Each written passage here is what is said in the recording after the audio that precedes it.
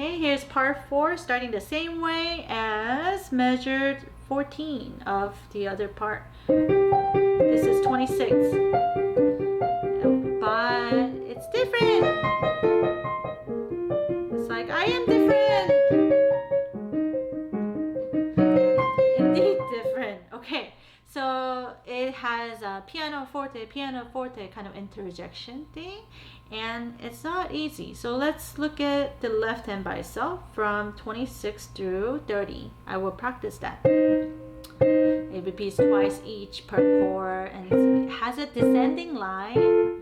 It seems chromatic on top, as in it's half step, except here.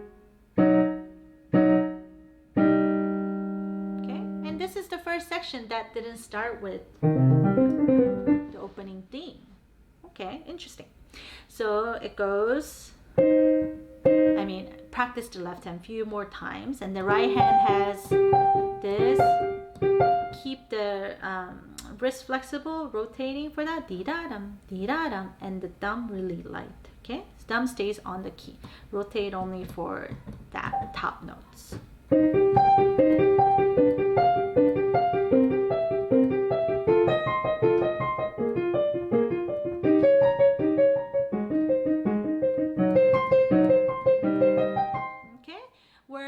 Where left hand is moving kind of step by step next to each other, right hand leaps around. So expert tip for this is, if you're thinking, I'm taking a look at measure 27 right now.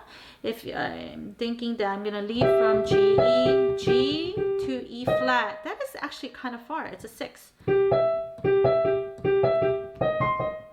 then I have to go back forth. So then I'm thinking, how am I going to keep track of all this shifting? Okay, so you just have to have a change of frame of mind, as in, instead of thinking I'm jumping from G to E flat, I think I'm shifting from upper note, which is E, to E flat, E to E flat. See? E to E flat is only half step. So you already have a marker, a word to shift to. So right hand has E on top, now E flat's on bottom. Okay, same thing going back. E flat was on the bottom, now D is on top. And then D flat's on bottom. Now C is on top. C, and then C is on bottom. So if I think in relations of upper note or whoever is closer, lower note, upper note, lower note, I'm playing right hand from 27 to 29 and lower note, then all of a sudden, not very far, right? So it's like me to a famous person, very far, seems like, if I don't know that person. But if that famous person was related to my best friend, then all of a sudden, doesn't seem that very far, right? I don't know if that's a good analogy at all, but think what's closer and help that keep track of shifting. And it's really not that bad then. So, and you can even practice it as blocked chord.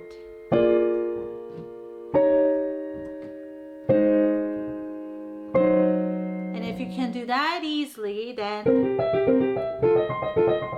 that's going to be easy too.